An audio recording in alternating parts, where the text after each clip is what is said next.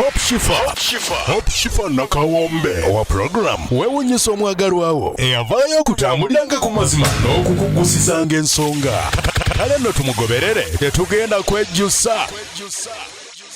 Okay, mikwano omulungi eyekomedde ku YouTube channel yaffe wewunyisa omwagalwawo surprise your loved one nga bulijjo naye nno wano wewamu wano ku bitundu ku kafu wetufunira essanyu oluusi ne tukaabamu tears of joy olumu ne biba bitya naye nga mwebale kubaako olunaku olwaleero nyina bingi ebyo bagamba bwe tutyo tugenda kusimbula olugendo lwaffe tugenda mu meeting zaffe nga bwe mubimanyi team vibe team kunyumirwa team kusanyusa mutima team stress free tugenda ebaka eddundu nga bulijjo we have wedding meetings mwabeebuuza tulina embaga yaffe April that is gwakuna nga 26 we tulina embaga yaffe #Garden Millicent must shine.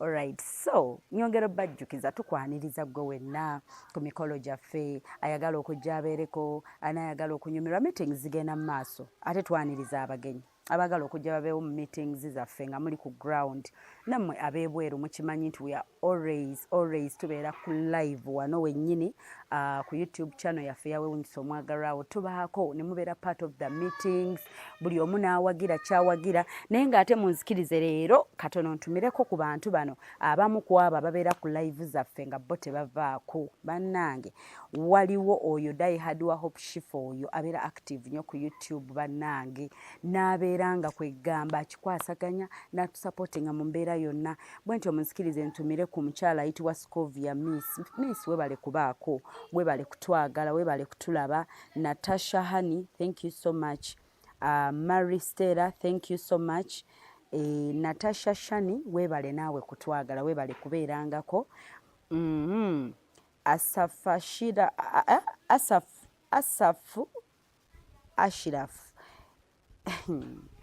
webale naye kubeerako mukwano Margaret Kabogoza thank you for your support aine mbabazi Juna thank you so much webale kutwagala Nakalanda Mary thank you Mary Stella thank you Kagoya Asia thank you so much yes abo nno be bamu ku abo n'abalala nja kubamba koonako nga mbatumira naye ng'ate nyongera obbajjukiza awo wennyini nga tetunnasimbula tugenda mu lugendo lwaffe nyongero bajjukiza mikwano nyina ekipya ekyakabi gwetegeka peeni owandiike contact nabagamba wano soogera ku muntu oba like I don't mention something oba I don't advertise someone nga kwegamba tewali kitugattako nga tewali mulamwa so kyoba omanya tuyinawo ekyakabi ekigenda okubeera e Canada yes ekijja okubeera e Canada very soon era nga mikwano bagaye mukwate peeni n'olupapula muwandiike contacts for details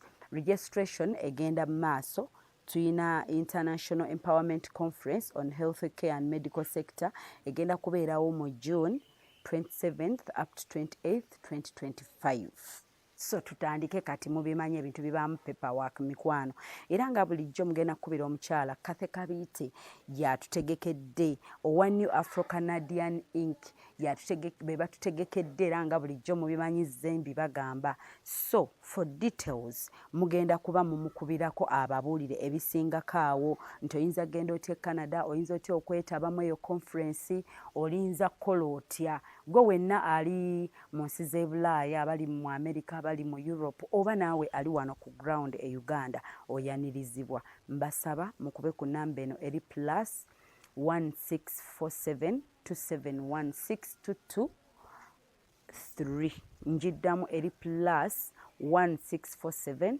2716223 oba togifunye come to my inbox ongambe nti enamba y'omukyala Kathe Kabiite saagifunye bulungi owa New Afro Canadian Inc.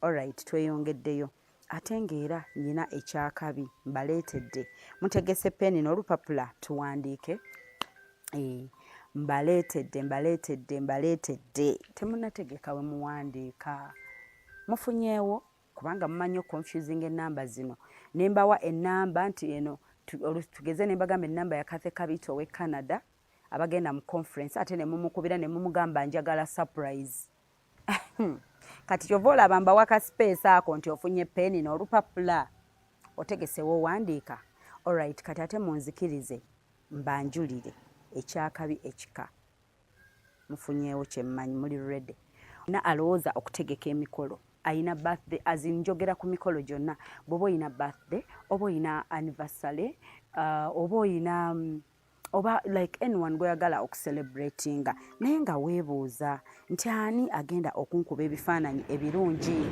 ani agenda okunkwata vidiyo eri emalayo erina ekifaananyi ekirungi nze bali nabatidde bakwata ekifaananyi kiringanga ziri kamera eza Hollywood ani agenda okunkwata buno mubumanyi obwo bushort movie obwo tukola ennaku zino obwo bwe mulaba ku bali abawala abasirayinga naawe osobola mukwano bano be babikola bokka babayise Hypex Studios ye mukwano bekwate bagenda kubanga bakukolera ekyakabi ogenda kufuna ebifaananyi ebirungi ddala balina packages ez'enjawulo si mwabagala package babaleetedde package ebyuma byonna babiyina byonna omukolo gwonna nono ku ssente entono ddala nabagaye muteekewe muwandiika ngenda bawa contacts bye bakola bingi nnyo ddala gwe wenna alina omukolo gwo nga wandyagadde okeepinga memories zo omwami oyagala kuproposinga nga wandyagadde olage n'abaana bajjukize munange wannali mproposingira mami wammwe nga musaba obufumbo nkugambe babayise Hypex Studios.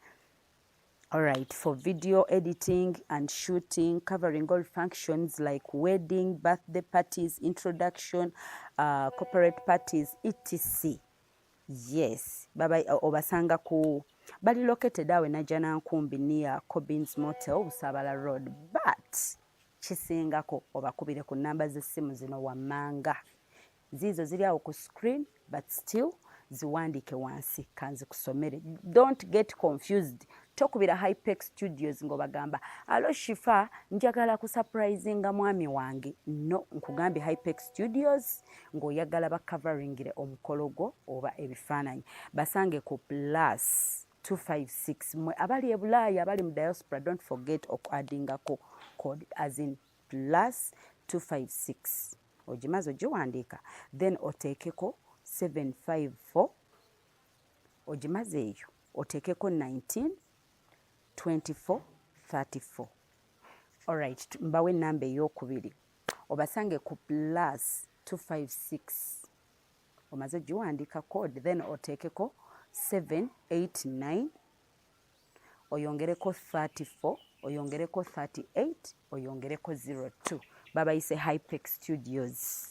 Alright, tweyongeddeyo ate munzikirize mbeere nga nsimbula tugende ku lugendo lwaffe luno oba lwaki nfiiringa nga ndudde olaba abantu bange bano tugenda mu meetings naye twaluwayo munange olw'essande ate nga twongera okwebaza mwe mwenna abayimirira naffe mu ngeri yonna abatuwa support mu ngeri yonna nammwe abalowooza ottuwa nammwe eyandyagadde ottuwa naye nga Mukama tannakugabirira nkusaba Mukama akolewo miracle akolewo ekyakabi Mukama akulage sayini omanyi waliwo olaba akabonero olumu tububuusa amaaso nsaba Mukama akulage sayini nga sayini eyo ekugamba nti munnange olina okuyimirira n'abantu bano.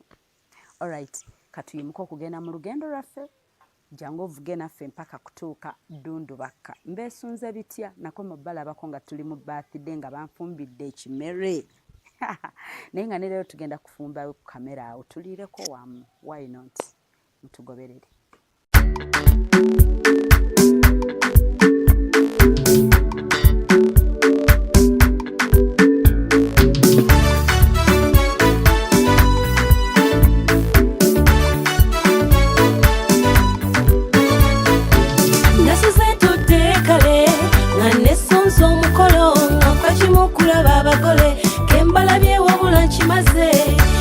Kati mwanoze bunyimbe kolo nombase mukalire mbakuba omubali n'abakadde njabakoza ddwiro munono muliro okugala ne kontinenti buka abazadde abatuzaalire kula kuzaala kujagana walala gochulumafe omwana agenze olwo lwepito olwezo lwanoga omwali ne kayayana okushifa nzize mazeko ogwange napatanya kuyimba kankuba omuziki owulira omubali gyempize engoma y'ekikere akalipaga nesindikagano zolaba njagala okulaba omugole laba bwanyumya omwana mulaba ebiso njagala okulaba omugole gwenna watonninnya kiraba ennono njagala okulaba omugole muliwo abagole wamma mububire linnya erya Yesu Glovo is the app that delivers everything, anything you want. Whoa. Find you're missing something. Glovo can deliver your groceries within Nga teweggalidde. and you can track your order and chat with your courier if you want. Era nno ku kyalo twafiiriddwa. Tuliko babale. Kuliko omufu bagenze eyo Kimoggo. Gye bagenze okuziika. Ffe bantu. Era n'abala baziise leero. Akuziika wali emitala. Akuziika ssaawa 10.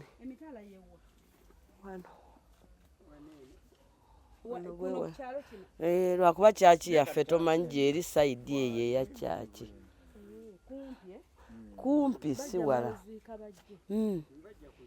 Kuziika kwa ssaawa 10 era bwe bamala okuziika bagenda kujja naye ffenna abaliwo weetuli kasa tubeerawo mu maanyi mu linnya erya Yesu.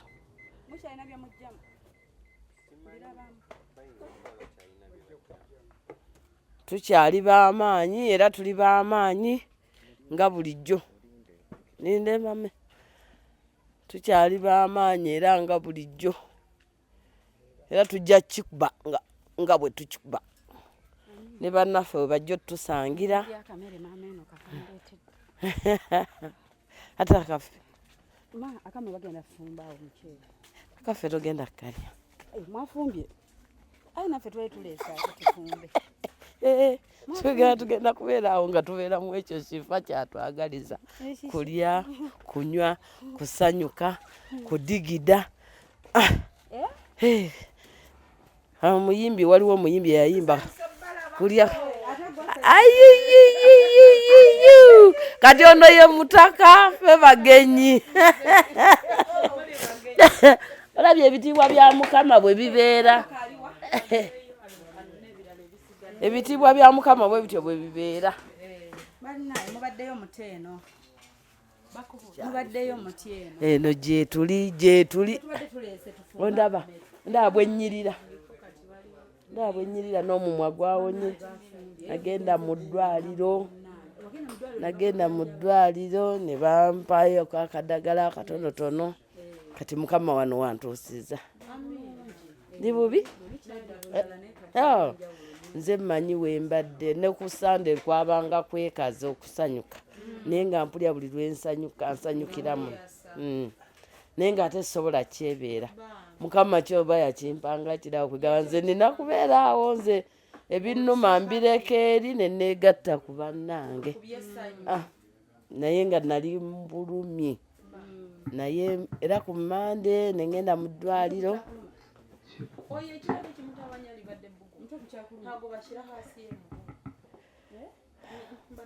Bashira hangaha ichazaha bakitenga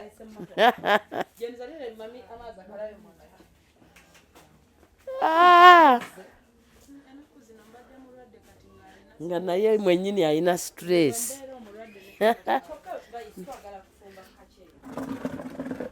Genda fumba kamaro ndi amalo kujja kuba abadde avudde.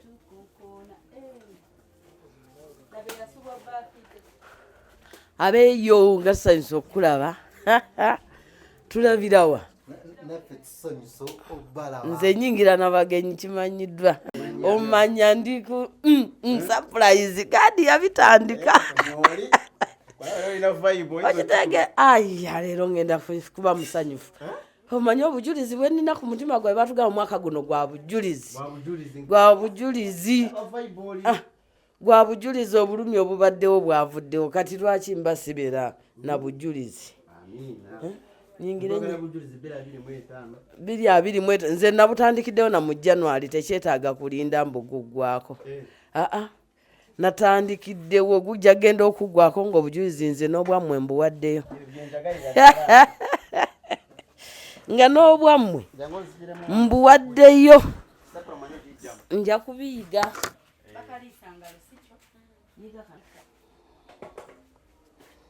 Nange tusanyusa obbalaba. Kuliko amakubo mwebale kujja. Mama nga tusanyusa okulaba.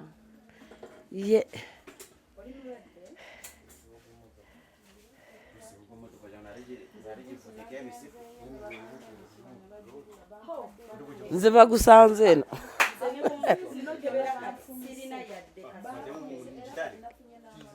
kati twafuna bulwadde kati bulwadde ki bwe twalwala obutalina ate emisuwa obutaleeta nne nange buli ke bansangamu mbu katono kati oba omunene ogwange gwaddawa simanyi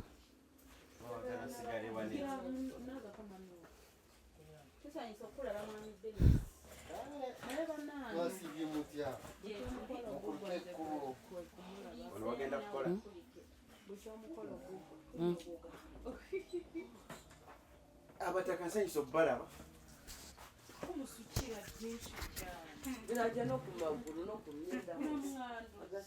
ekifa ng'ofaananyemu omunyarwanda kiki nga ofaananyemu omunyarwanda supa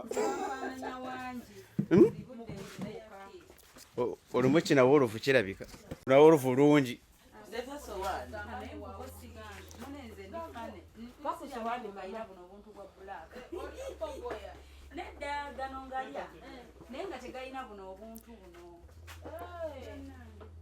bannange ensanyisa obalaba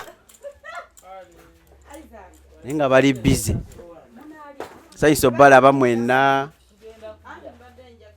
abali ku mukutu nsanyisa obalaba mwere kutwegattako abakatuuka mwenna mbaniriza mu kitundu kino abatuuze birthday galo waffe Shifa nsanyisa okulaba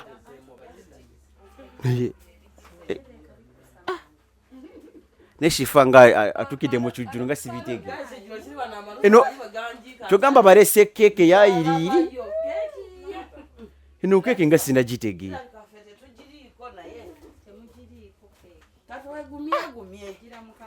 banange tukyali January ya birthday mpaka 31 naye baaba ate eno keeke yo ensusseeko kataate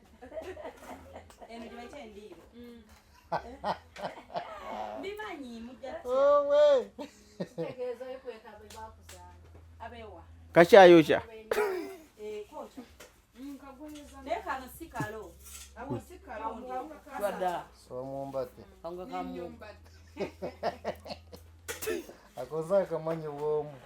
bannange mama eno kabeera kubeera simaati leero owali okubeera simaati awali okisukka mukate nakyo tulina kyogerako asimbudde mu kyaki omanyi abambala bataba bagenda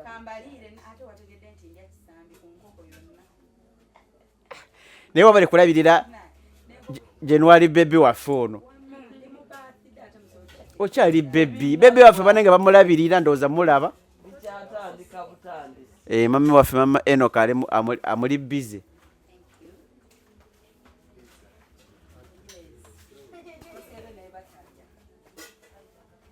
ne bwe tutalya basooka kuliisa baby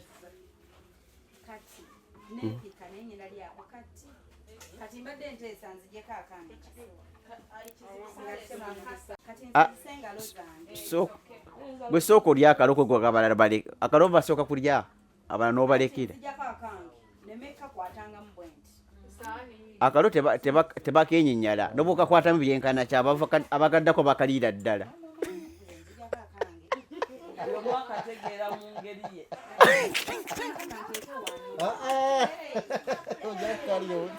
ojja kkalya mateeka akalo tebakenyinyala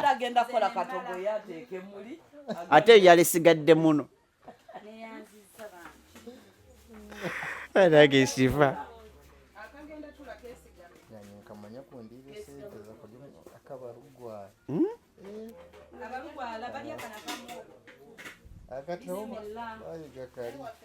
live band oyo togwa ebigweyo live band lwe tugirisiwa tegatuuka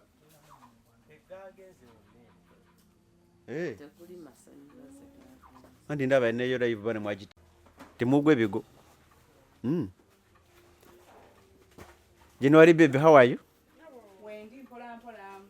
Sanyisa okulaba January baby mpaka gasatu mulumu beera musanyifu ng'oli happy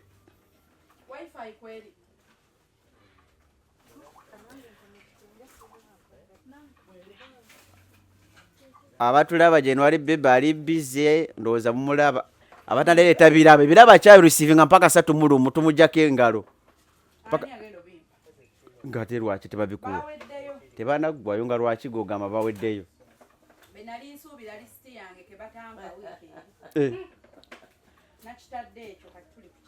ekiki kakati gwe lisiti eyo bwegwayo abala toyagala bakujjukireko tagala byessaamu kale wama mumukubeko surprise wama mukubeko surprise ale wano abyegaana naye nga January yonna yiye ate bodyguard onyirira kiki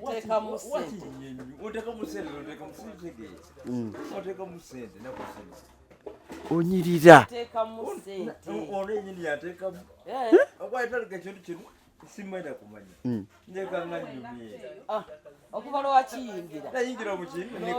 buuza ku batuuze mpola mpola omukoomu okomewo dde mu katebe otuule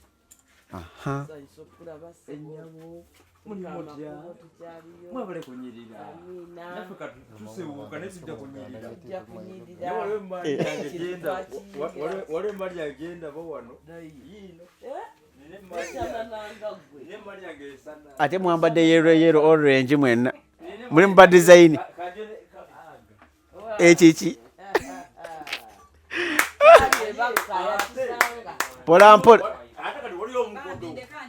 ate abajja tebababuuza ezo mpisa za Buganda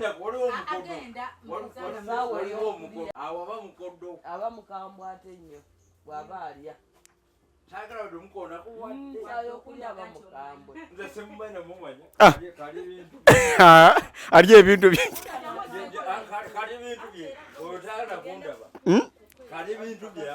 ekiki high level naye nga si high middle level ize yakubuuza ku batuuze babuuzeko katono dekikeeki babono bakulaba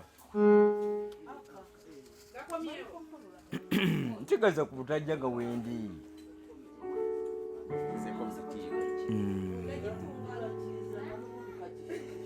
bannanga abatuuze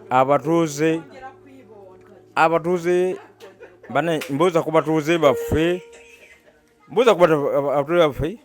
mukulu gaadi ng'ali wano nesipanga waali kyokka waliwo ne vice waffe naye nga waali wadde atambula kyokka ndi ku online yenze kyakuwa oli gino mutani wa muzeyi Tom ntambula nzekka tebamperekera ndi musirikale naye tebamperekera ntambula bw'omu ne mukadde wange mubuuzaako wali gyali ow'ekyemmanga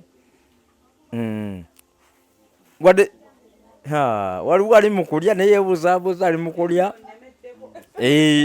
mulaba ali mukulya naye yeebuzaabuza bane yeeze eyini kyakuwa ntumira ne osi wange bakka nabaddeko naawe osi wange bakka kale ne kanyeebwa bakka kanyeebwa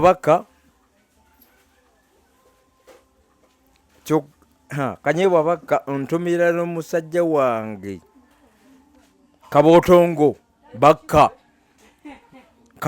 bakka naye nkutumira ku leediyo ojja tegera kyakweyani mutani wa muzeyi Tom kabootongo omumanyi bulungi naye nkutumidde kabootongo so nkutumidde ne maama ku kivuliya nze kulwa byampaka ne ku kivuliya emanjiwo ku kivuliya kabootongo nze nkutumidde oba toyagala nze nkutumidde muzeyi Tom namutumidde dda gwe nasoose muzeyi Tom namutumidde dda gy'oli yonna taata nakutumidde dda taata wange kabootongo nakutumidde dda kozemu gwakubiri nze ndikole be batuuze bemmanyi abakulu ku leediyo wennyini ya mukulu Kagame yenze kyakuwa ntumira omuntu wange waliwo omuntu wange wano wakuba akyali yebuzaabuza ajja ti wange yebuzaabuza bwali nange tontumidde. Thank you. Tweyanziza webade tutumirako kyakuwa bodyguard ososenze kyakabi annange naye nga tubadde wano ne bodyguard waffe kyakuwa buli wabeerawo tera acyankalanya mbeera era aloleeta ngaakutandikirawo. Yes maso sifa banadikomawo ate natukuba bukubi kibayita lawudi asabuti nze saakumanya obuli musirikale osi wange mutumidde naye mutumidde osiwe bakka ya amanyi naye nga batulaba mwenna tukumyewo ku mukutu no just exercise books eziri awo ekiwanvu n'ekitono then ne pens naye nga tukomyewo leero nga bulijjo leero ennaku z'omwezi meka 26 January nga bulijjo tubeera ne meetings wano ebaka ewa Mwami God meeting zambaga oba kituyita wedding zigenda kubeerawo ennaku z'omwezi nga 26 gwakuna 2025. So buli Sunday tubeera ne meeting wano era nyaniriza mwenna abali ku mukutu mwenna mubeere kutwegattako abatuuze abagenyi baffe abajja buli Sunday okuva ey'ewala mwenyina waffe Shifa Opushifa ne ttiimu ye n'abalala bakyali mu kkubo abajja lwakuba nti kati olwaleero twafiiriddwa omutuuze awo mu center. So bali mu kuziika naye ng'oluvayo bajja kujja wano mu meeting. Yes so abafiiriddwa kitalo nnyo kitalo ddala tusasiddemu wamu nammwe omukama omugenzi amumuza emirembe. Olwaleero tugenda tutandika ne meeting zaffe naye katuweeko omutuuze omu atubuuze kati agisabire.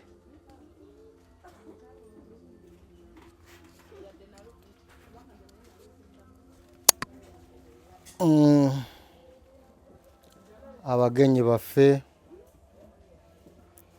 Mwami God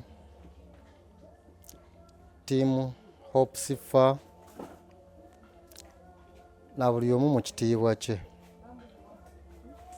amanya n'eddoboozi bitibwa Tumusiime Dennis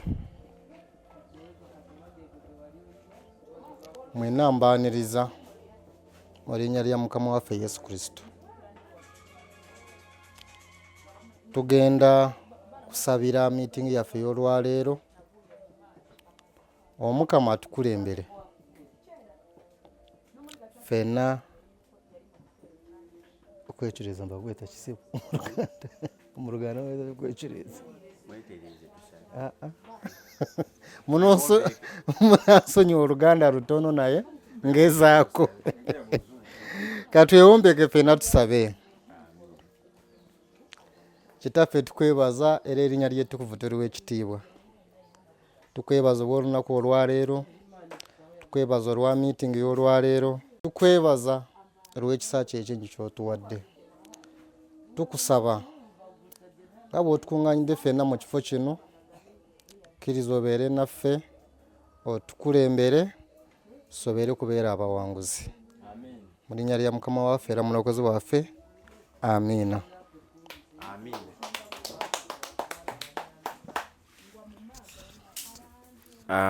Mwami Dennis tweyanze essaala eyo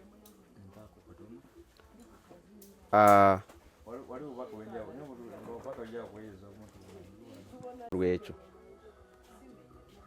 omutuuze yingira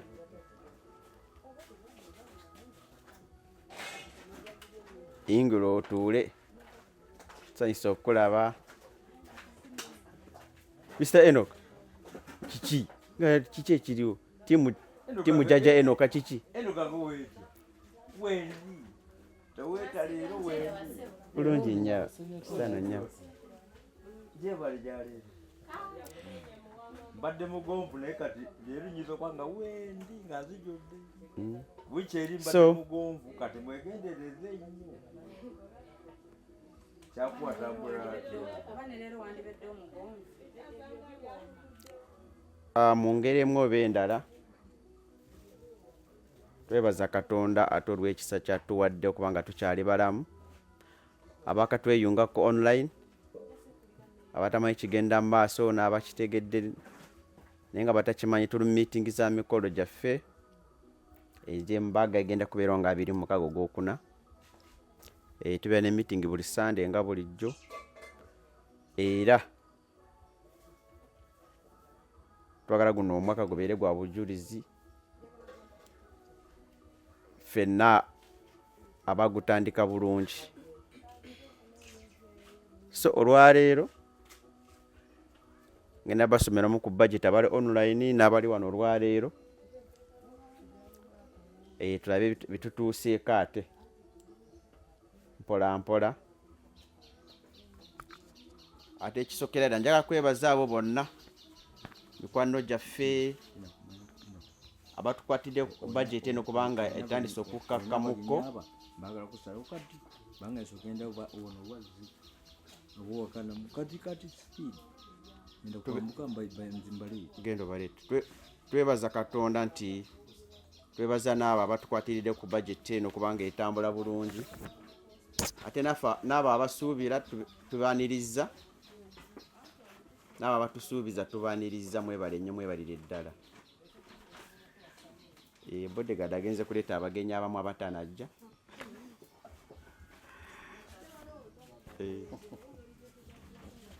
Sister Goret, how are you? Alright, bwe tutyo nga tukyagenda mu maaso mwebale kubanga mukyaliko nyongera obbajjukiza nti kakoneka ate ku basponsors baffe abalungi abatuteekamu ssente anti kino tetusobola kukikola we batali ate nga ng'ojjako tuteekamu ssente n'obboogerako ng'ate bakola ebintu ebiri legit bakola ebintu ebiri genuine baweereza bulungi customer care nnungi buli kimu kirungi. Those are the people naffe wetuwa obudde wano okulanga era nga mbagamba nti Hypex Studios be bataddemu ssente basangibwa awo najja nankumbi near Cobbins Motel Busaabala Road obasanga ku namba z'essimu zaabwe +256 754 19 24 34 oba obasange ku +256 789 34 38 02. Ate nga nkujjukiza mukwano gwe wena yandyagadde okugendako e Canada waliwo conference etegekeddwa. Yes, ng'oyagala kubeera part of the conference omale olambule Canada munnange oginyumirwe gwe wenna oyinza okuba ng'oyagala okubeera part of the conference naye nga oli mu America byangu nnyo, ali e Uganda byangu nnyo, ali mu Europe byangu nnyo, ali mu Middle East byangu nnyo era nga nkugamba mukwano obakubire ku namba zaabwe wano wammanga. Yes, oyogereko nabo. Registration eri mu kugenda maaso. Temumbuuza nti Shifa tuwulidde ogamba nti nno conference ya mu June tutandika kati mukwano. Registration eri mugenda maaso era nga conference egenda beerawo June 27th up to 28th 2025. Ye okitegedde ate era mukube ku ssimu eno oba mugende ku WhatsApp bw'omukubira nga tomufuna mu WhatsAppinge ajja kuddamu +1647 njiddamu +1647 271 6223 kanjiddemu gumu eri +1647 271 6223 era nga batutegekedde nga bulijjo New Afro Canadian Inc. be batutegekedde conference eno. Ojja kumanya details ebisingako awo so twesangeyo e Canada mu conference. Alright, kate kambazeeyo tugende maaso ne meeting zaffe. Mbagala nnyo mikwano.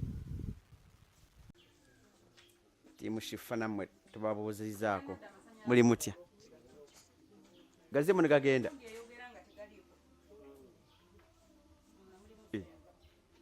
yogera nga tegaliiko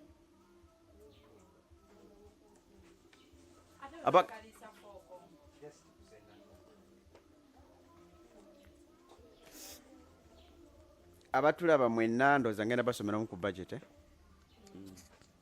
abakati oyungako mwebale nnyo YouTube and TikTok funayo item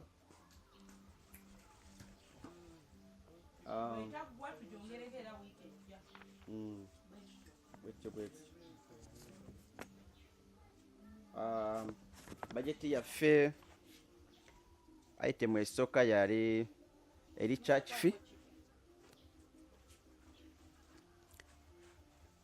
fee emitwalo 35 eyali eri covered. Item eyokubiri kwaya tetunamanya gundi bei yaayo.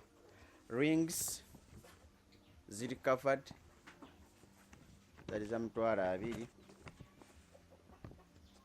Item eyokubiri bridal dressing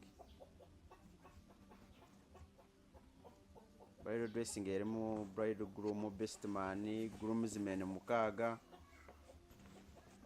bridal metronome, changing dress mu maids 6, flower girl 2, peg boy 2, saloon for the bride ebyo natwabigatta nga bijja kumalawo $5,000,000.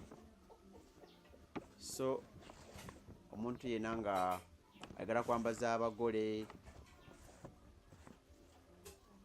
kubatwala mu saloon kyona kyolina oba 1,000 oba 2,000 oba otoola ku $5,000,000 ezo. Yes. So item eyokusatu a reception venue eri $5,000. Twasasulaka wale yasasulaka $25,000.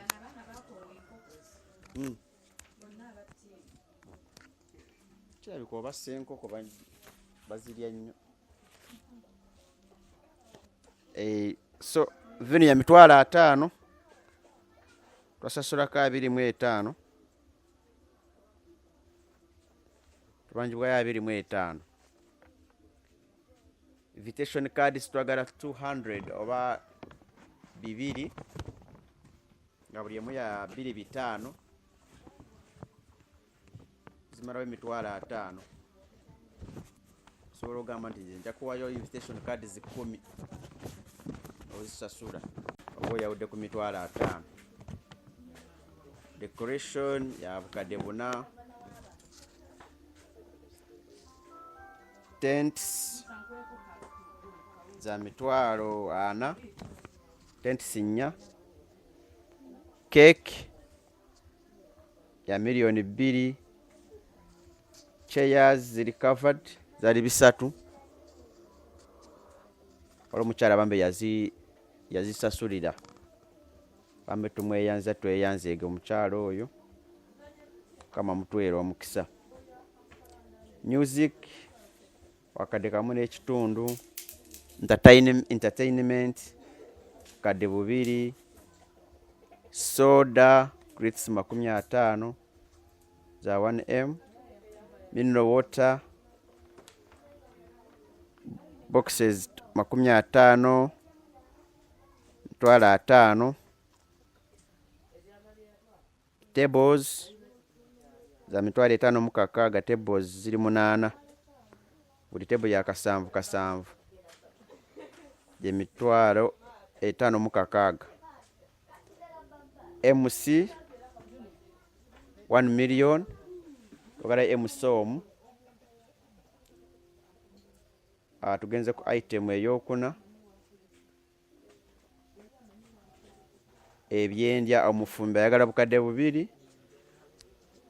Twagalayo amatooke 30 $9. Twagalayo kilo 15 ez'omuceeri $75. Twagalayo ensawo y'obumondo obuzungu $15. Twagalayo olumonde aba sweet potatoes essaawa emu 10,000. Twagalayo ensujju za 10,000. Twagala ebijanjalo kilo 2 8,000. Twagala ebinyeebwa kilo 15 9,000. Twagala enyama kilo 10 1,500,000. Twagalayo cooking oil liters 4 32. Greens 10,000. Spices 5 oba ebirungo. Twagalayo enkoko 40 ez'okulya kati kamu 2,000 oba 1,200,000. Then transport item ey'okutaano bridal cars ne service van parents cars zonna awamu $2,000,000. Item ey'omukaaga photographers photographs ziri covered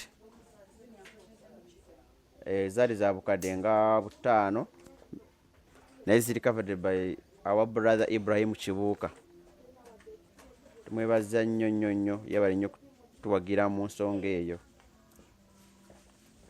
Twagalayo ne juice wano mu byokulya waliwo juice twakateeka wano ka $5,000. Twetagayo security abantu 4 $4,000. Photoshoot munyonyo $5,000 gy'amafuta. Twetagayo amazzi agafumba $25,000. Enkwe ezifumba $3,000. N'ez'ebigwa bitalaze $2,000,000. Bajeti yaffe gyo eno toto yayo eri mu bukadde 3 oba $3,000,000. So twala omukisa guno okwebaza bino byowulidde nga biri covered. Waliwo ababitusasulirako bagamba bitebindamu byogerako. Abo mbeebaza nnyo era eddala mbeebaliza ddala beebale nnyo okutukwasiza wamu naffe n'okutwagaliza n'okutwagala n'okwagala Shifa ne ttiimu ye kubanga babanga banjagaliza babagaliza ne Shifa. So abantu abo mu mikwano gyaffe oba abawagizi baffe beebaze nnyo ddala mwebalire ddala. Eyo budgeti yaffe nkoola ba ttiimu Shifa abatwagaliza ebirungi ffenna mujje mutukwatiremu wamu naffe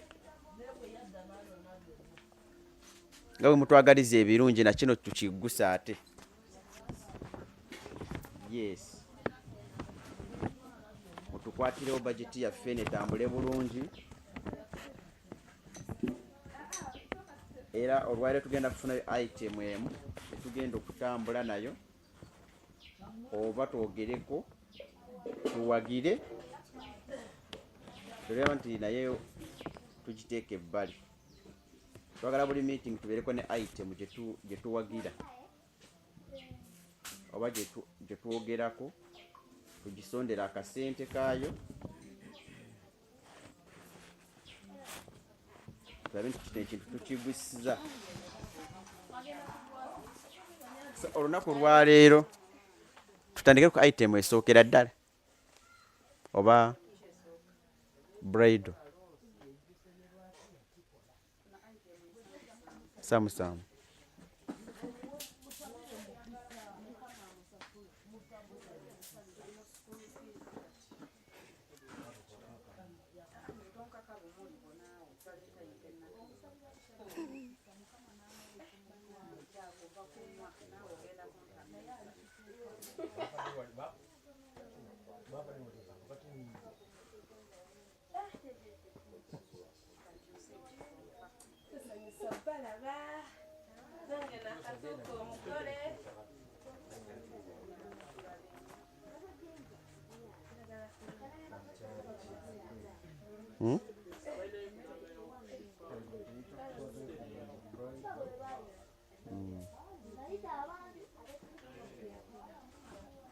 tugende mu byokulya ndowooza oba tugende mu byokulya gwe tugende mu byokulya oba lwe tuba twogerako anti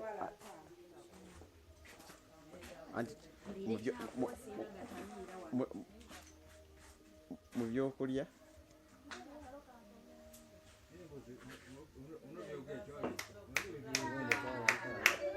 oba tukere ku invitation cards mitwalo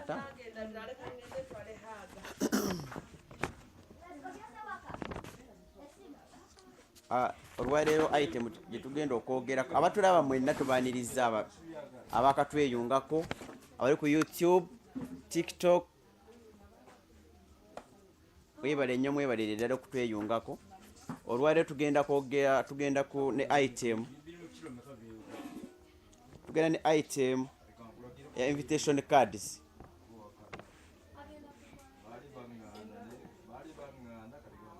Invitation cards za mitwalo 5 olwaleero zitugenda okusondera. So invitation ziri 2 nga buli invitation card ya 2 5. So abatulaba mwenna oba olina invitation card emu oba 2 osobola ogamba nti nze ngenda nze mbawadde invitation cards 2 emu oba 10 oba 2 paka bwe tumalira invitations 2. So tubaaniriza mwebale kubeeramu wamu naffe. Invitation ya 2 5 mwebale nnyo mwebalire ddala.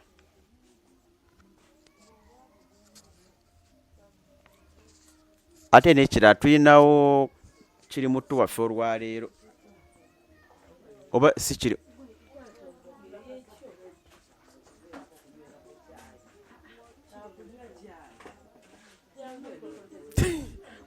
tulagire bulungi gwaliwo oyo timu Jaja Enoka gwolaba yali timu Doni ne bikyuka kati Jaja Enoka timu Jaja Enoka yoyo. So kiri mutu wali byonna bye munaatuwagira aba mutuwagidde ku kiri mutu byonna bigenda sente zonna zigenda ku invitation cards z'olwaleero. So invitation cards ziri 2 buli invitation card ya 2 5. So buli alina kaalina teri sente gitugaana kasita oba wagidde ku invitation card webale nnyo webalire ddala.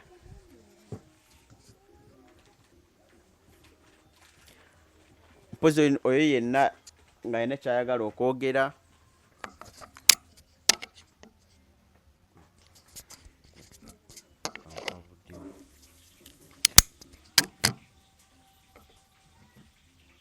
sindalo ja turampu fuse turampu. So omuntu yena ayina nga ayina ekyokwogera obanga alatubuuzaako tukwaniriza mami tusanyusa okulaba sijjo nono nnyaba bulungi nnyaba badde nsaba otubuuzeeko ng'oli wano eno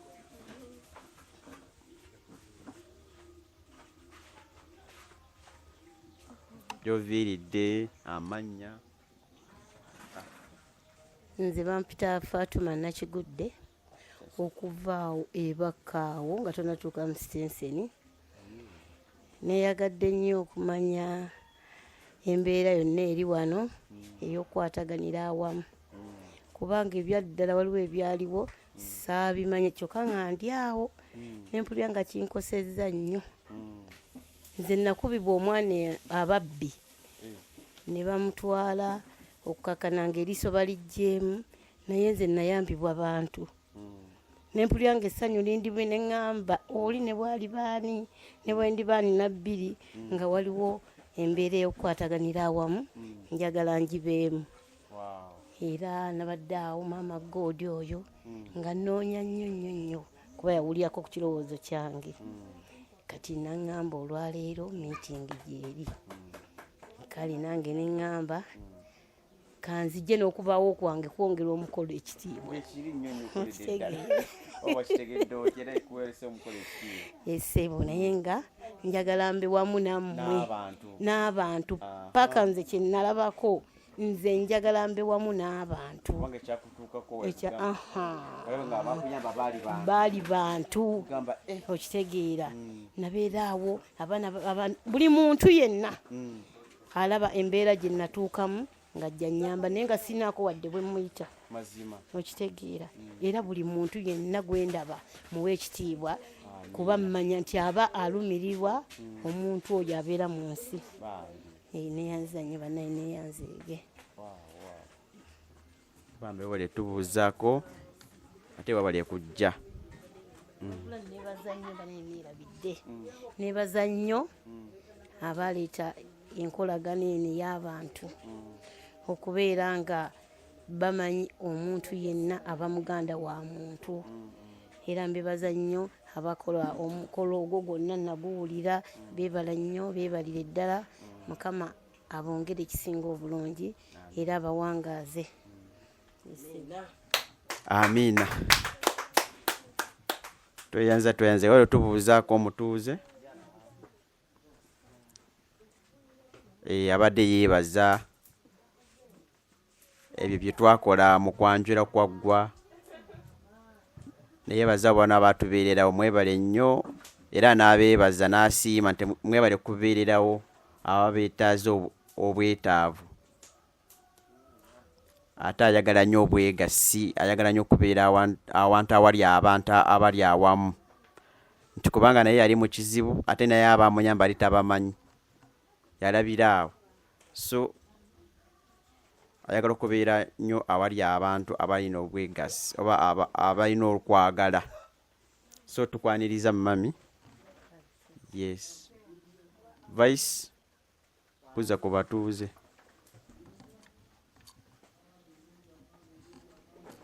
abooluganda mukama waffe yeebazibwe kwekali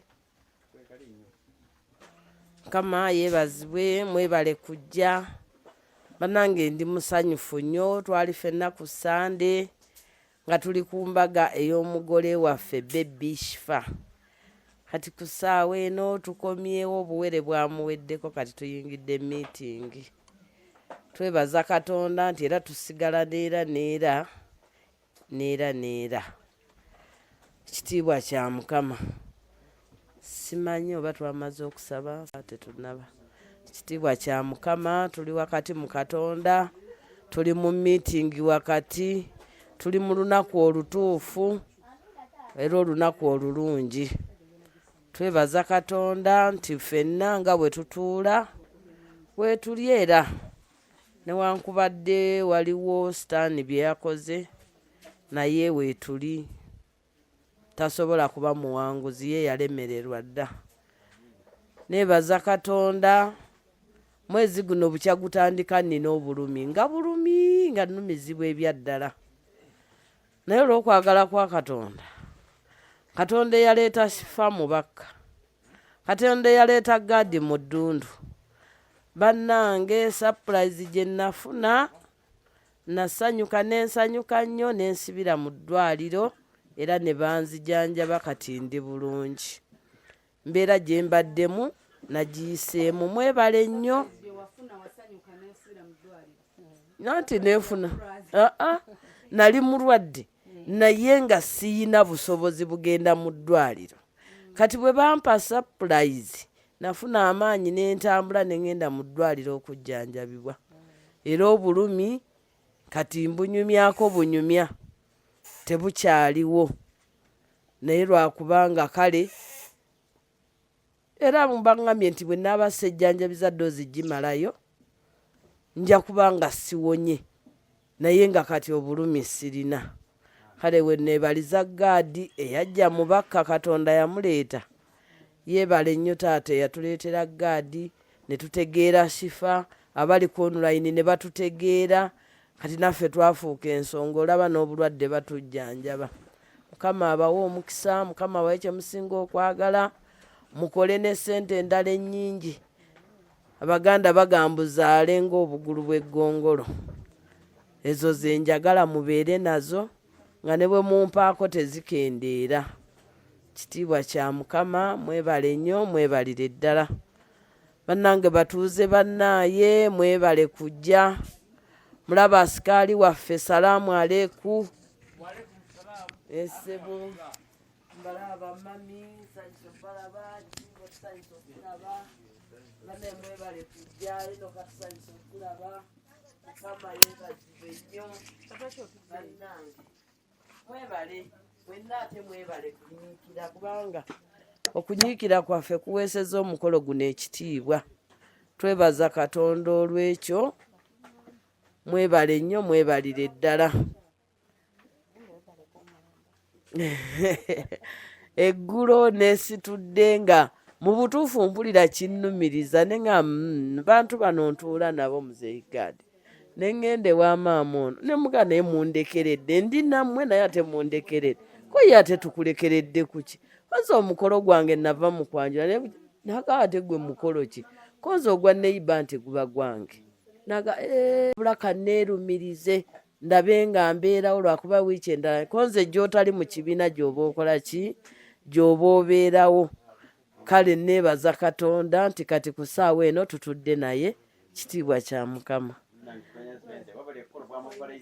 Simanyi oba omumanyi ono yakulaba naye gwe tomulaba. Omukyalo ono eyo bo bafuuka mikwano gyange. Bano bennyini be bankolera birthday mu kibiina kyabwe ne bannonda bali abantu 50. Naye baatuyitanga bannange mujje ngenda kukyaza, nange nagenderangamu abo abagenda okubakyalira. Naye nagenda okumaliriza nagenda okumaliriza mu butuufu kasita banjagala baŋŋamba omukyalo tetulina kye tuyinza muwa ku byatukoledde, ku byatwagadde, tumuwe eki? Kanaffe tumulondera olunaku olumusanyusa, tugenda mukuliza amazaalibwa ge. Baagula enva, baagula emmere, baagula buli kimu, nkoko, mbuzi, biki byonna be baabigula. Nze baŋŋamba tuulaawo kye tukwagalako kyokka. Ne bannyambaza, bo be bannyambaza ne bankolako nze n'olunaku lwonna. Bannyambaza okuva ku nviiri, engatto, mbiyina ne mu nnyumba nno baabimpa lumu baŋŋamba by'oyambadde bibyo. Mbiyina ne mu nnyumba. Yali birthday mu Gwakutaano. Yali ya Gwakutaano naye bankolako omukolo gwe sindooza ng'oba nzijukire gwakwanjula gwe gwayagala okufaanana ogwo. Kubanga mu butuufu bankola kuba nnyambaza Kadaali nzaale. Nyambale Kadaali omulundi ogwo. Naye neebaza Katonda nti ate bwe mba nnina omu ku bammemba ng'atudde naye agenda okugamba banne era nkimanyi omukolo guno gw'embaga tugenda kibeeramu ffenna. Era ttiimu Ssemakula nsuubira kalango katulete. Ttiimu Ssemakula, ttiimu Tugeza, ttiimu ani bagagga kwagalana. Era tuneetaaga ku mukolo gwaffe ogwa gaadi tukikube. Tugenda kikubira ku bakka ekyayukumba ekabaale kyazze bakka. Vice waffe buli wamu waabeera bamukkirizaamu. Ebyange tebigwayo, obujulizi obwange tebugwayo. Naye kansooke nkobe ku obwo. Omugenyi wange okubanga namutuuseeko najja n'obulwadde obadde bunnuma okuba nti bwawonye. Neebaza Katonda. Mpozi nyongerezaako ku Vice wano. Ebyaddala okukola ebintu ebyo tufanye tetulina. Naye olw'okubeera nga buli muntu eyali ng'atuuka ku mukolo gwe ng'amuyirawo omubiri paka ku makya. Nga Vice yayiyawo omubiri. Vice buli omu tuli bammemba 5. Naye nga kizibu omusanga nti yasosodde aliwo oli ewooli tagenzeeyo. Kati ne tugamba omuntu ono omukolera kasabbayi tukole ki? N'atubuulirako ku ki? Ku mazaalibwa ge. Buli omu ne bamugamba oba otya noonya ky'olina tusobole okukolera omukyalo ono kaki? Surprise. Bambi. Era buli omu ne yeetema nze enkota z'amatooke buli omu kyokka nga ne mu kibiina kyammwe taliimu taliimu kyokka ate nga buli memba amuyirawo omubiri. amuyirawo omubiri Amiina. n'atugamba nina ewange netusitokaawo netujjaawo abakwata enkumbi netutema olujja Nate n'akasenga wano nimpulira endongo nga zivuga eyo. naye nga kwali kubeera ng'ali bumu naffe Wow. twalabye nti alina kagenda okukola ng'ayiwawo omubiri kabeera ffe tumwagala bwe tutyo Amiina. era bebalizeeyabo kwa Bannange Vice tusanyuki Vice otwongeddemu ate akantu akalala. Okiwulira? Ebintu ebimu ebikuba bikusaanira ddala. Mu butuufu Katonda akweremu omukisa mu ebyo byokerera abantu. So omuntu omukisa aba agukoleredde nze mbirabye.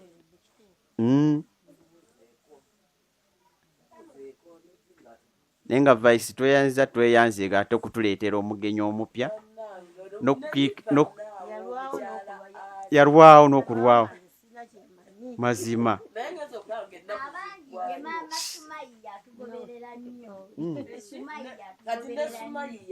Yono.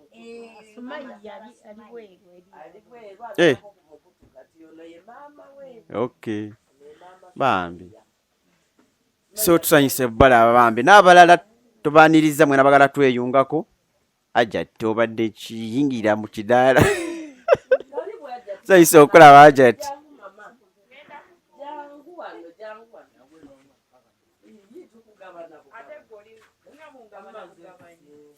Ajat tusanyise okulaba. Musanyukidde naye nze amawulire gange gaba tegalinda. Vice waliwo wano omukyala akuwadde emitwalo 5 bamuyita Wow. Amen. Thank you, Jesus. Checho. Yes, anti omuwulira Vice. mukyala Nasozi Sharon Kitegeera. Oye Vice byonna abikola. Kitegeera. Neyanziza kubanga simanyi kiyinza kola. Kitiibwa kya Mukama. Amiina. Yes. Bannange tweyanziza oyo amuwadde surprise ya mitwalo 5. Oyo Vice yabisana. Oyo. Loozo olaba. Oye Katonda. Kitegeera. Riziki tewaba. Oye Vice. N'olaba n'ogwaleese. Gwe Shifa. N'ogwaleese era muwedde bujulizi n'agamba balina ekibiina abantu 50 naye nga Vice takiriimu. Naye nga buli memba muyirawo omubiri. Can you imagine? So kati oyo omuntu oyo Katonda alina omuwa omukisa mu ngeri emu oba endala. So twebaza Katonda. Abantu ng'abo ffe tubasabira essaala emu nti Katonda abatuwangaalize abo bye basinga okwagala. Namwe abatulaba mu abali ku online abakatweyungako. Leero nnaku z'omwezi 26 January buli Sunday tubeera meetings wano ebakka nga meetings za mukolo gwa God Memory Saint. Omugole yenze God ate omukyalo omugole Millicent wuno waneeno. Mutunuze mumba mulabe ekirayika. Yes. Oyo mugole Millicent. Our hero. So atutwala ekabale tugiwugumya mateeka.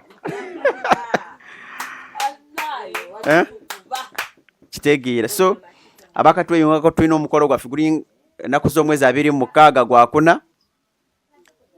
Olwaleero tulina bajeti yaffe nnene naye nga twagambye nti at least buli meeting tubeereko eki item gye tukwatako tugigguse.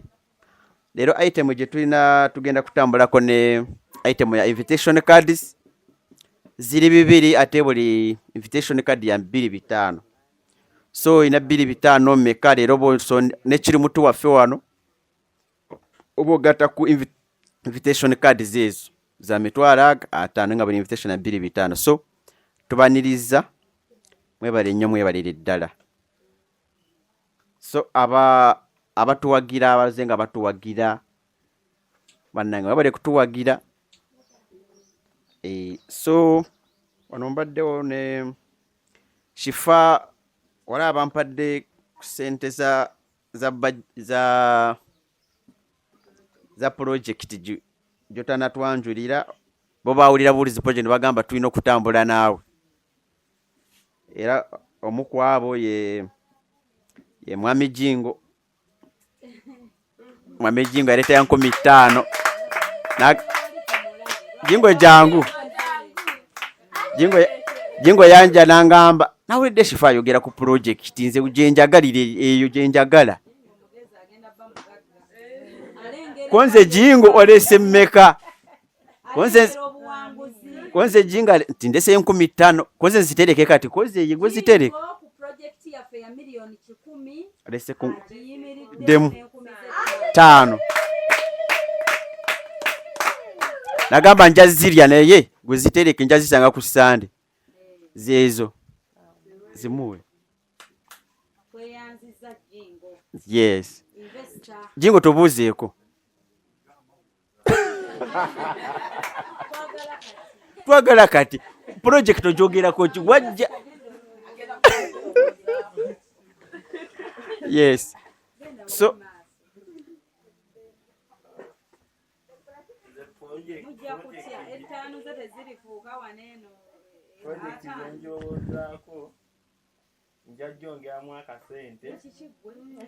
okyajongeramu akasente investor. Amina.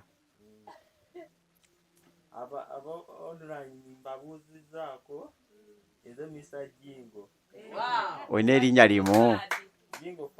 Yes. Mwami Jingo Fad ayagaliza Shifa ebirungi. Shifa yatugamba alina project. Yes. Mweyo wiki ewedde era vice waffe yagamba yafunyeyo 13 naye bw'aba zitereka ajja zirya. Nagamba at least oyo ajja atandikiraawo ku project. Nagamba ezisatu zitereke gadi bwe zimbeera mu ngalo wano nja ziryamu awa n'emiwogo ojja kiwulira. Konze kanzitereke. So vice andetere 13 naye ayagala oziteeke ku project yo.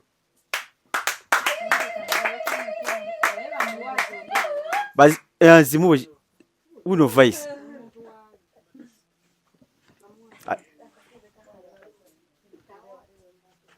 Oh Yesu omulungi. Bannaye neebaza Katonda nze ekigambo nakiwulira bwe nakiwulira ne ntandika okirowoozaako ne ŋŋaana ye nze atalina naye Mukama n'agamba era olina kubanga omukka okyagulina. Ne nfuna kye nafuna naye sinnakoma kubanga katandika butandisi naye tutandika na mpagi emu paka ku mpagi 50 ezigenda okuzimba ekizimbe. Shifa tuli ffenna era tugenda kutambula oba 5 oba 2 oba 10 tujja kubeera ffenna. Meeting ne bwe zinaggwa ffe tukyaliwo era tujja sigaza meeting z'ekibiina kyaffe paka project yaffe lweneetambula. Newankubadde nkaddiye naye era nze mpulira nkyali muto. Nja kutambuza project paka. Ani agambye oli mukadde? Ate weeraba biki? Neeraba neemanyi. Nze nkyali muto. Sirinda kuŋŋamba nti gundi okuze. Nage vice. Eyo vice ye abikola. Neemanyi nkuze. Neeba naye mwebale nnyo tubaagala. Mwebale kunjagalira vice abali online. Vice gwolaba oyo n'obwolaba first video ya surprise. Yakola olukwe lwa surprise. Project. Omugenyi ali ku project. Jatanamanya. Aha. Ebintu ebyo. Okitegeera ne account kati teri empty eriko sente. Yes. Banaye nsooka yaddala kwebaza Mukama alina engeri gy'agenda ng'atusagulira emikutu egy'okusobola okubeera obulungi ku nsi kuno. Amiina. kubanga Katonda ngenze okulaba ng'alina wayunga wenda bata wasobola okunsibira mu maaso. Amiina. Nange ngitaddeko 5 era ndi mumalirivu nti kati kengitegedde mbadde sigitegedde. Ze n'abanfunye zonna oba 200 oba 300 paka tuligituusa waggulu. Paka project nga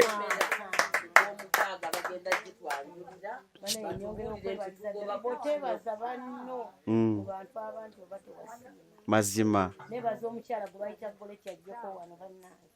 Goleti. Hedigalo. Ningu. Nkitegero oli kuku naye. Nkwebaliza wano. Simanyi kyakuwa. Jangu. Ate nawe yagambika abiramu. Bakwebaza. Nkwebaza. Mukama yajja okuwa.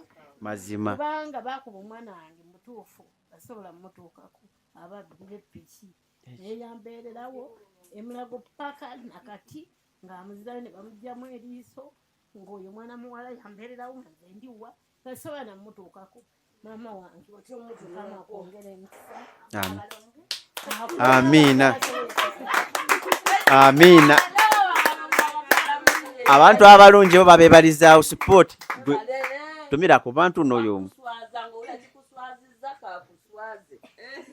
Akulangiridde mulujjudde ku mukutu n'oli ku online gyakulangirira. Bannange mbalamusiza abasibo ne bannyabo. Kati abangi bamanyira Edgaro. Maama era gwagwa omutima ogubeera omulungi kuba maama togamangako oba nzize nti njagala kyakulya negamba nti maama enjala yange ennomo okwata emmere n'okola ki oba tonakujja n'ogamba genda tugenda okufuna ekyokulya kati nga lwaki nze nkuyisa obubi lwansonga nze saalabako ku maama simumanyi era saamulabako ti omuntu wabanga mukulu bw'atya abamaama era nze bakkayo nemmanyi buli muntu nga mukulu mutwala nti maama baba jjajja taata lwansonga nina ebintu ebimu byesaafunako nganze taata namulabako kitono n'aseerera n'akola ki ne maama simanyi bagamba olwanzala nnaku 2 n'akola ki n'agenda kati awo nina okubeerawo nti nnoonya ekika noonya abantu kuba newemba ndwadde maama mbeererawo banziba ennaku ezo oli yasooka nankangamu nga tugenze ku mukolo gwo yankangamu bukanzi nensigazaawo naye ku luno lwe yajja yayo labu kimu olabadda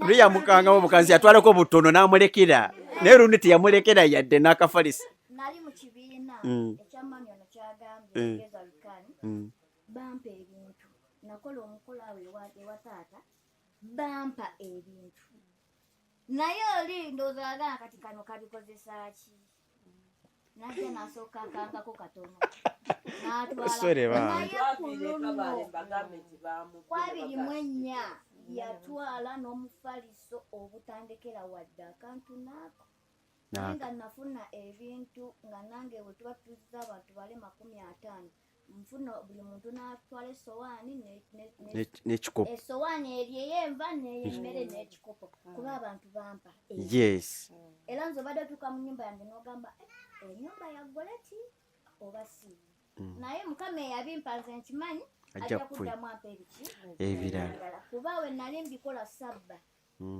abamu bagamba nti abo babeerayo batu baba bayenda saayenda nakolanga n'amaanyi gange kusitukira wamu ne banno era nabyalanga mu kibiina nga nze omutaali mu bakyogera manisipa naye nga mu kibiina kyetwalimu nze nzeka yalimu omuto era nga buli muntu anyewunya agamba Goleti ajja wano oli nakuwa dazini y'amasowaani 12 ntolo 712 ate naye n'atuuka n'obimuwa oli nakwata dazini 2 n'azikuwa n'okwata n'ozikola ki nze nga ngenda n'empakasa nenzija memba saaswalako kuba waliwo neyampa ekirabo ky'essimu ntwala 35 naye era we yatuuka n'essimu lwakuba n'essimu baagibba be baagimpa era nayo ne bagibba kakati naye ze nasasula era memba olwo nemmuwa saaswalako kuba baali bagamba kati oyagenda zijja wange oli ampadde naye saaswala fevayo simanyi nga mbyo Katonda ajja kuddiza nze nkimanyi obali kubeera na mutima mulungi nze nkimanyi Katonda ajja kumpa oba baabitwala kati ajja kubeera eyo nga bimubonyaabonya yekka bimubonyaabonya nga kanatwala ebintu byaggole oba natwala byaki bimubonyeebonye nze mwagaliza buwangazi bwokka amiina yagala Katonda amundageko nti ono naye nga ate ffe tusaba yes ajja mukulaga ate ffe kyonna nate ffe tukusabira essaala ne ku kyalo kyabwe bagamba namuloga ekiki gyali yagwa eddalo nange ne bagamba aligwira ddala bwemba namuloga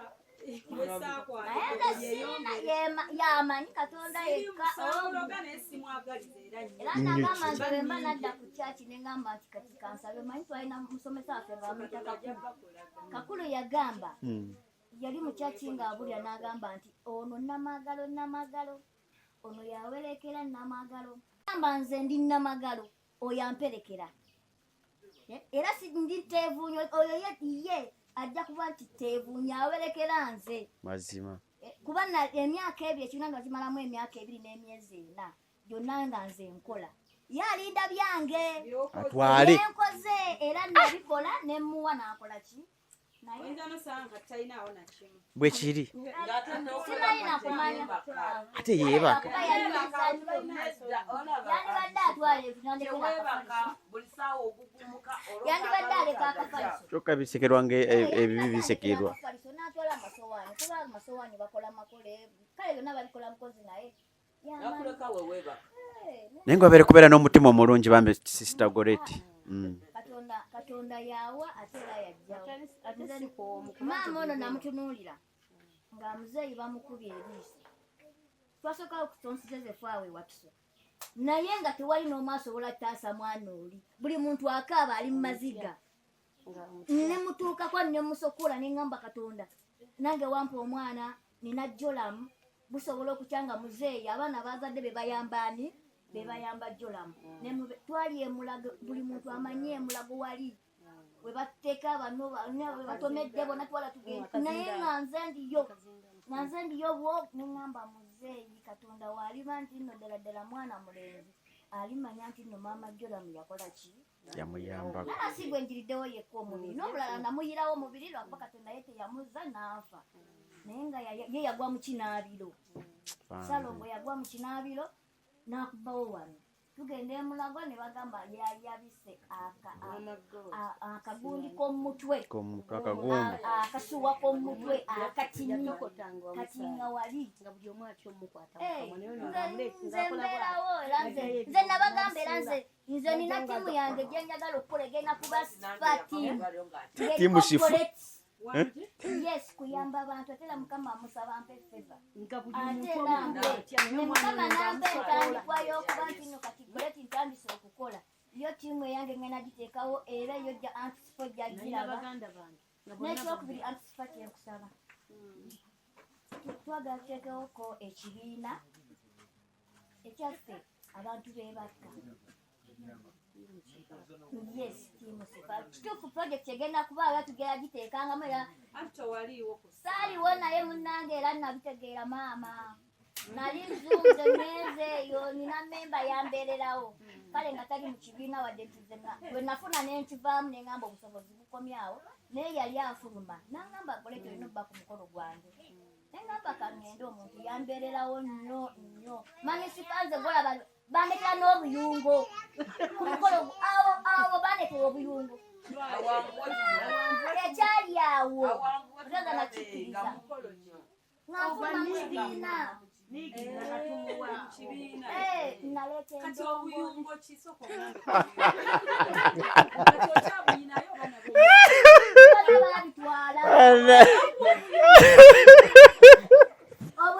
Anaga Goreti kati nali mumpi weebati kati ne bandeetera nenyambalaye nembera muwanvu weebati ngeri mu bire ate n'ekifa abantu bali kale tebakkiriza kwekitengenda okukola abantu bali tebakkiriza ku kitu olina abantu nabeera mu kibiina nga muntu agenda tenkanye wano bali abantu bonna bayingire muno babiri kwati asite butebe tufunze sagala babeere paka buno obutebe tubeere ono busitulu buno buvaavaako jingo mujje muleete eno obutebe obwo oyagala ebirungi ate nga sitadde mu kitundu musondera agamba gwe oli yagera ngamba kati basimaati ensawo yiino naye nga nzani tata yangamba tata wange oyo Tomo mukulu Tomo yangamba kati lwaki wayingiramu ebyo ebintu obusobozi bugenda vaawa tugenda baliisa tutya abantu abo nemugamba taata Katonda waba Musa nti yaliwo tunaabaliisa Musa naye nabaliisa basimaati ne balya kati antisifa ebigambo byange ebyo maama naye nati kyesitegedde obuyungo nga toza akakondo wallahi sinaki tomanyi buyo omanyi bano abantu abatera okutambulira ku migo gino emiwanvu nga wamobwo buno byebyo wama bali online obuyungo bwebula bwe buno bwalaba olaba nabafaza Christmas batera okutambula bwe batemba okkubo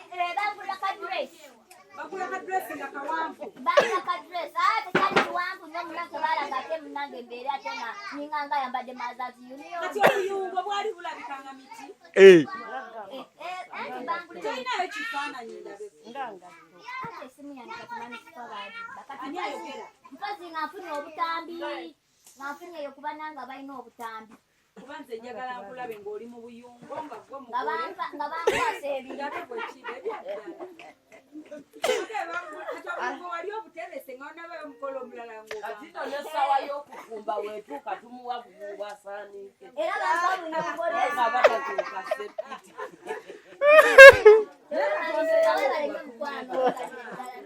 omanyi kati obuyungo gye babujja teri bulala onamulirayo bwendaba gye bubanze n'okubugula obuguzi nkulabeko ng'obutaddeko ndabe bwe kiba buba bwa mmeka olobwakali ojja bulaba nga nzembu ambadde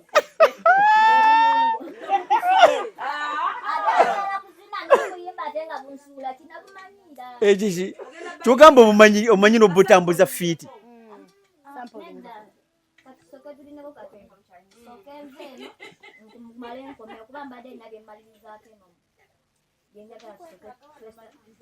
anti owulira bampite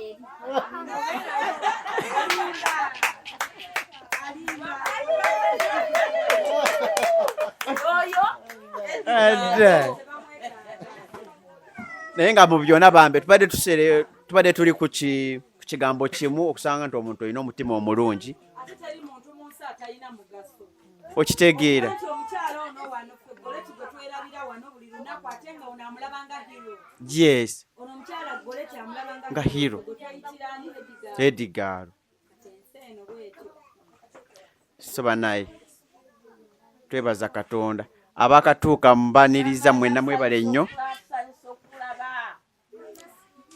timu menta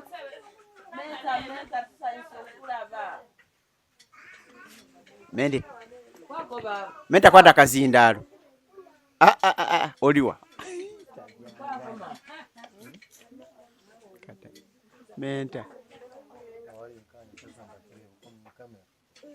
kyokka tetwamwabwa menta bannange olunaku lwaleero tulina omulamwa tulina ekirabo kyetugenda okugula tiimu bbiri zigenda kuba zivuganya ku kirabo kino yekiri mu Right naye nga omulamwa gwaleero tuli mu kukolerera kiki ku bajeti yaffe invitation cards tuli mu kukolerera invitation cards za $5,000 buli alina kyalina directly you can contribute n'otuwayo z'otuwadde meeting yaleero omulamwa invitation cards za $5,000 oba sikyera ssente omulaba nga tuvuganya ku kirabo ekyo tiimu enaakigula zonna ssente zimaliriza zigenze ku invitation cards tuzeetaaga mu mikolo yes toyanze anti Shifa vice chairman yogera ku chairman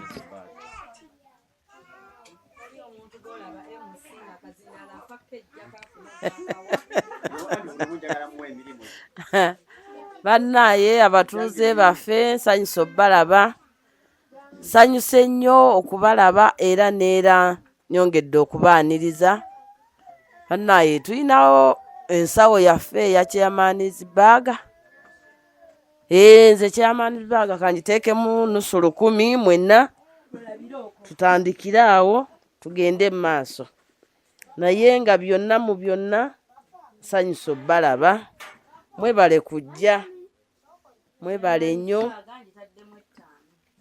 awo nno tuba tutandikidde awo okutambula tetugoba ssente n'ow'ebitaano n'ow'omutwalo n'ekizike nakyo kigendamu eno ensawo egendamu zonna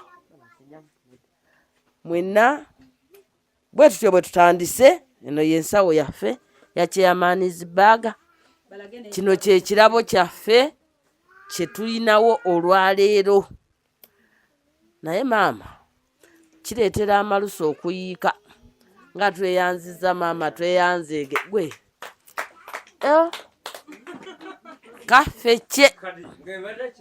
kaffecce kubanga ekintu kino nandikyagadde nze mba nkitwala nsaba abali ku online muyimirire nange bannange ekirabo nkyewangulire olwaleero nga tiimu menta bannange tiimu jajja enoka ereme kintwalako mbadde nkyeyagaliza kuba mpulidde kaloosa si kawo wabula kaloosa sanyusa obbalaba nga munkwatiddeko mpangula ekirabo toyanza vice chairman webale nyobere eddala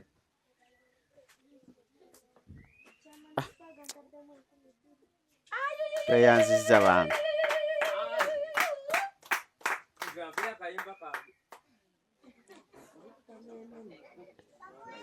nedende sori tiimu ki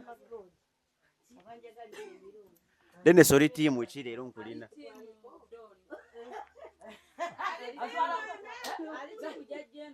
ani kyogamba yakugambako Dennis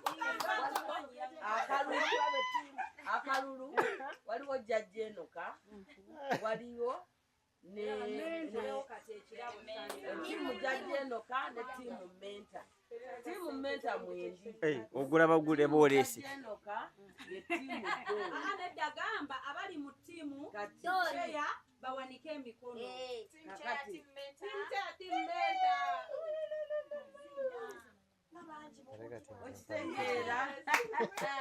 tiimu jajja enoka tuwanike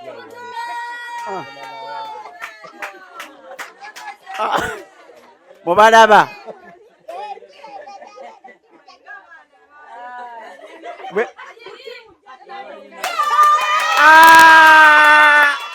leta ensawo ya gundi ensawo ya kiri mutu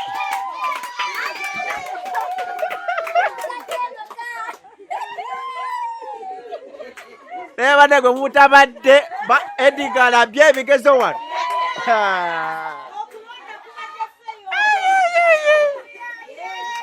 naye kirungi kubanga mwereetedde owa sibiinako buzibu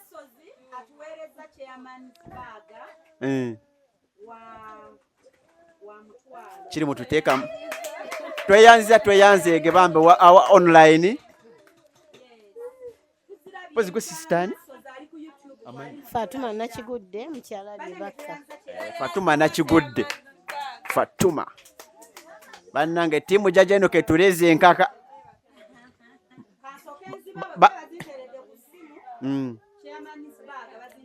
Bannange online tweyanze. Bambe tweyanze. Chairmansburg. Kati olwe tubadde tunoonya kati ndowooza olabye gitugwa bonna kati gwogwawa ssibu osalawo nze nogolaba nsinga nnyo okugenda n'omuntu asinze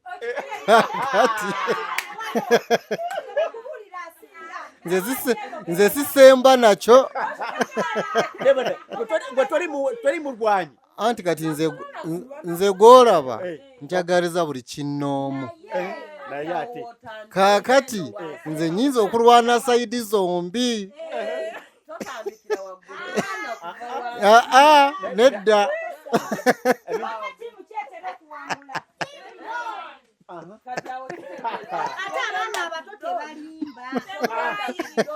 so nze ngenda ne ttiimu ebanga ekulembedde saagala kusemba nakyo Nakwegambire mbuuze ttiimu kyewangula. Ttiimu kyewangula ssebo. Ttiimu Doni. Kati nze oyagala mbere. Kakati wuliriza. Sinasalawo. Kasooke ngumiikirize ndinde mundabe. Ojja kiraba. Mukula kirabo kino. Omulamwa gwa leero tukolerera invitation cards. Invitation cards zaffe za mitwalo 5. Era ekirabo kino kituli mu kubiisanya tulabe ttiimu kyekitwala. Neera ssente zonna zigenda mu mukolo. So far nga bulijjo ttiimu ewangula ey'akabi ey'amaanyi n'antameggwa. Gadi nga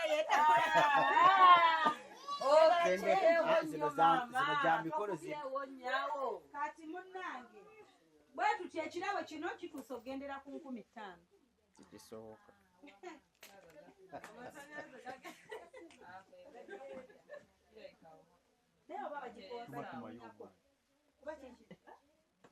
Bane ekirabo tukitwala ku 5,000.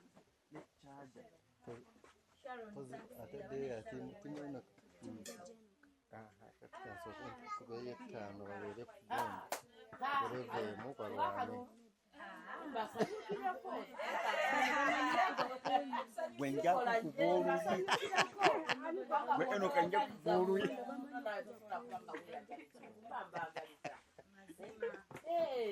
Eno kanja kukuvoluzi.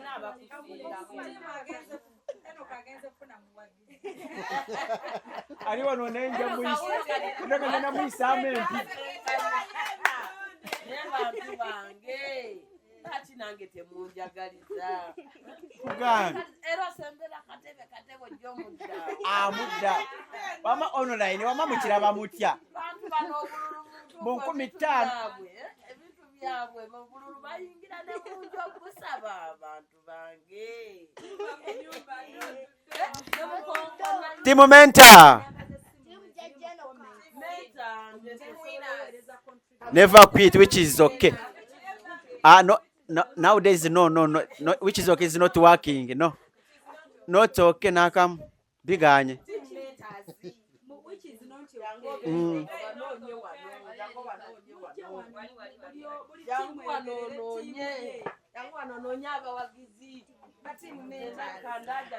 Abawagizi baffe ku online. No.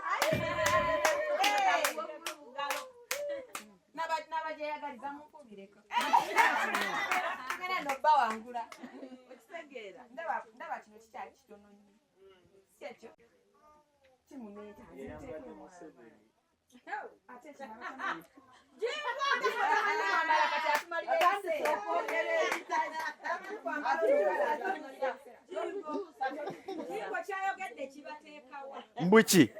Sikiwulidde. Jigoyogedde ki? Tugenda kujira nawe katuvuga nnyo badde. Eyo ya orange. Jingo no kala. Yere tegeza ki?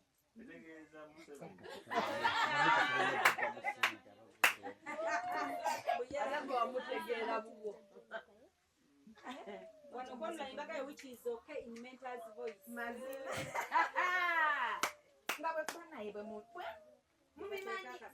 Bwe muteeka akasente ku mobile money n'abali wano bagenda kateeka stekyo si weewaawo leero bannange tiimu jjajjenduka bajjajjaazi leero tetubakkiriza stekyo tiimu Mentors tukoleki kati buli omwaka ebeere mu nsawo ye atayagala kwogera nga tuleeta mukama ne mukama tubikkiriza nosulamu busubi ne mobile money ate eri active network zonna kwezi Muwulira ng'abawozi. Bakweye akayimba oyimbireyo. No. It's a birthday. Bakweye Karana.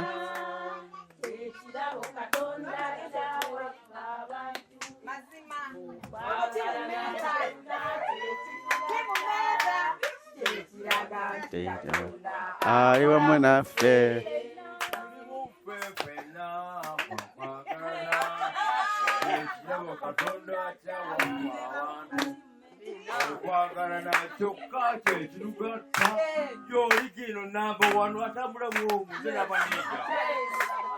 Team Momenta.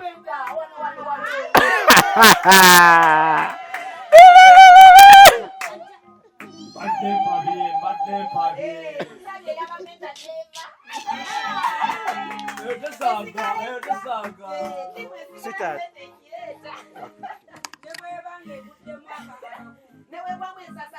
Kare kapenda kana doba kariwa. Ati bawandise kana. Attendance.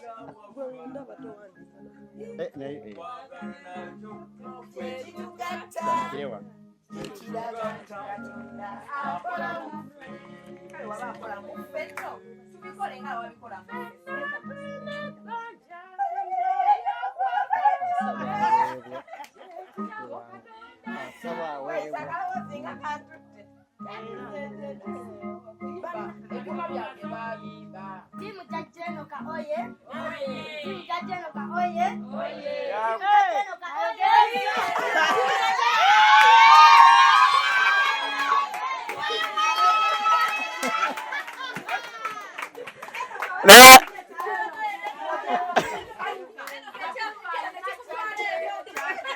All right.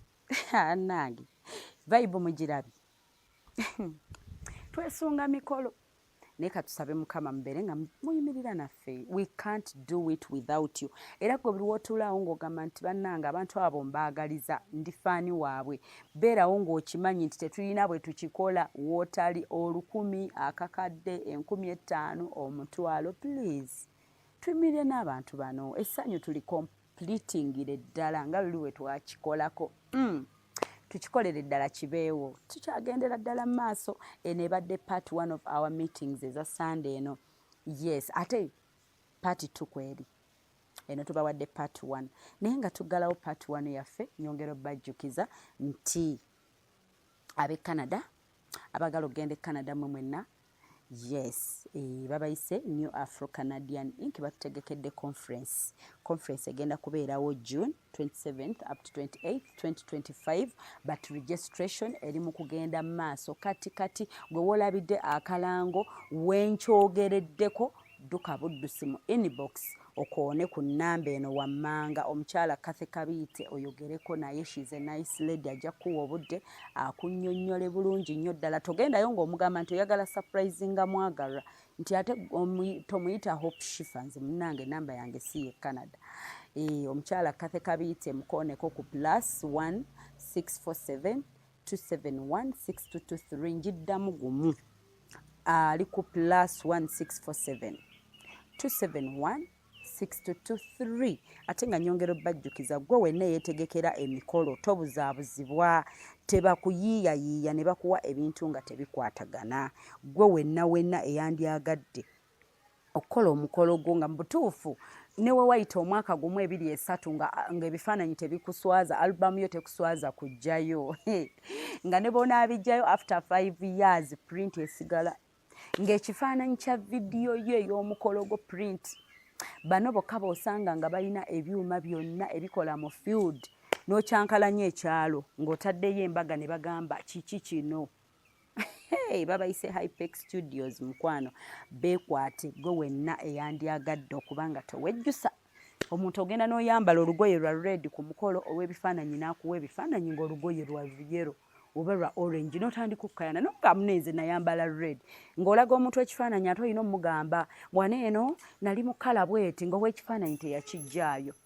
Otandika okugamba omuntu munnange nno sikiini yange yali nnungi naye ebifaananyi. So okwewala ebizibu ebyo byonna kolagananga n'abantu abatuufu. Nyongera okujjukiza babayise Hypex Studios era nga bo be bakafulu for video editing and shooting, covering all functions like wedding, birthday parties, introduction, corporate parties. Mwe n'abalowooza simala kwanjula shower, baby shower, bridal shower, anniversary shower, byonna mikwano.